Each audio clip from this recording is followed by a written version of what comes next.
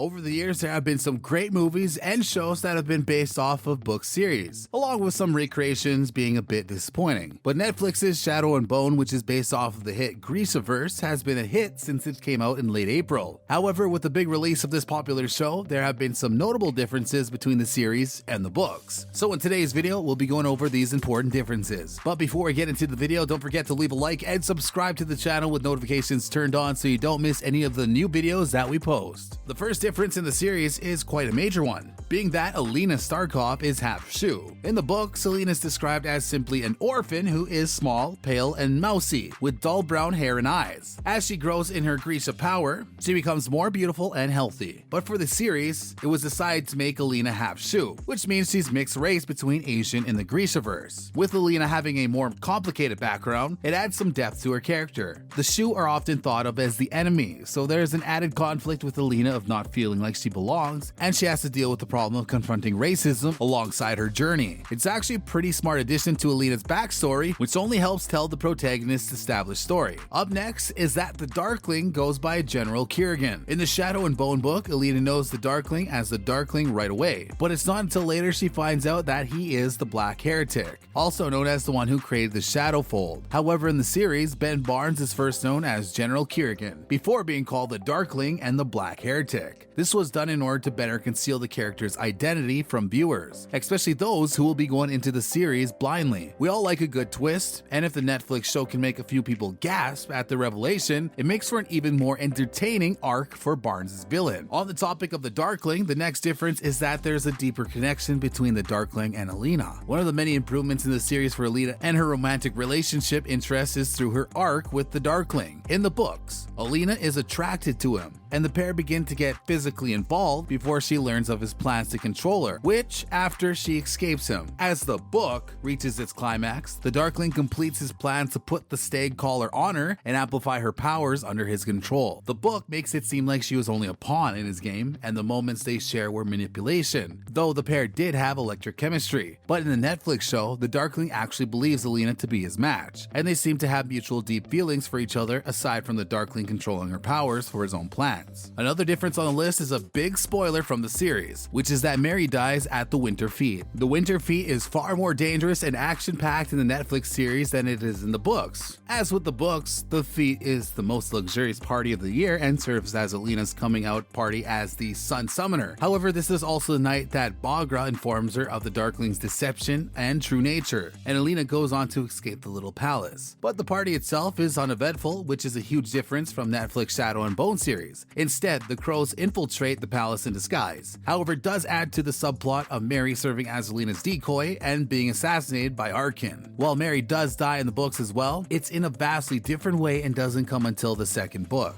Her death in the series was very shocking and sad, but it won't necessarily impact the show moving forward, due to the fact that she wasn't a particularly important character in the books. On the topic of the final moment for the character, a difference in the series was how Alina's final moment was a far more empowering one. This part in the series really shines the light on how Alina comes into her power and has her big finale moment in Shadow and Bone. In the book, it takes seeing Mal fall off the ship in the Shadowfold for her to realize that she's in control of her power, even with the collar around her neck, when she uses it to save Mal and defeat the Darkling, for now at least. As it can be seen, Alina's actions are reactionary because of her love for Mal, where in the show Alina breaking into her power for her final moment is empowering to her journey as the Sun Summoner. Unlike in the book, the series creates a bigger moment for its hero, which is hers, while still giving Mal a major part to play in wrapping up the first season. The difference in the series compared to the books is that Arkin Visser is a brand new character. In the series, the Crow's story even got a brand new character who isn't in the books at all, in the form of Arkin Visser, otherwise known as the Conductor, a smuggler who gets passengers back and forth across the fold undetected. Nor is he a reimagining of a different minor character from the books. Arkin was an original character created for the show. While he did meet his end at the hands of the Darkling, Arkin had a significant impact on the events of the series. Not only is he the one responsible for getting the Crows across the fold and into the Ravka, but he was also important in their attempted plot to capture Alina, as well as taking the fall for them. On another level, he also served to show that there are people in the world who don't actually want the Shadowfold destroyed, as it serves their interest to keep it intact, giving one more layer of depth and complexity to the world. Up next on the list of differences is that the Slayton and the entire Civil War storyline is brand new. In the books, there's no Civil War brewing, and there's certainly no charismatic General Slayton riling up the first army troops and citizens citizens of West Ravka to turn the rest of the country to become its own independent nation. That was yet another storyline created specifically for the show, and it served a few purposes. Like Arkin, it helps flesh out the world and just shows how unstable the kingdom of Ravka really is, and how close to collapsing it's getting. It also adds a sympathetic layer to the character of General Kirigan as the Darkling, as he's the villain, and his actions are inexcusable. Yet one might could see how he's getting desperate enough to move beyond redemption after fighting war on two fronts, and then learning of the betrayal of the people of his own country turning against him and his army. It sets up a great moment where he eventually drops his guard and allows Alina to see really just how exhausted and alone he feels, which gives guidance another reason to understand his obsessive and toxic need for her. Another brand new addition and difference in the series was Nina and Matthias. As with the Crows, Nina Zienik and Matthias Helvar aren't introduced until 6 of the Crows in the books. Of all the characters in those books, Nina has the closest ties to the original trilogy, as it's revealed she was on a mission for Ravka during the events of the Shadow and Bone trilogy, when she was captured by Jirdan and Druskil, including Matthias. Interestingly enough, while the Crow storyline is entirely original to the series and prequel to the events of their own books, Nina and Matthias' story in the series is somewhat similar to the storyline in the 6 of Crows book. Her capture, the shipwreck, them having to trust each other to survive, and her subsequently landing him in prison all happen in the books, but mostly in flashback.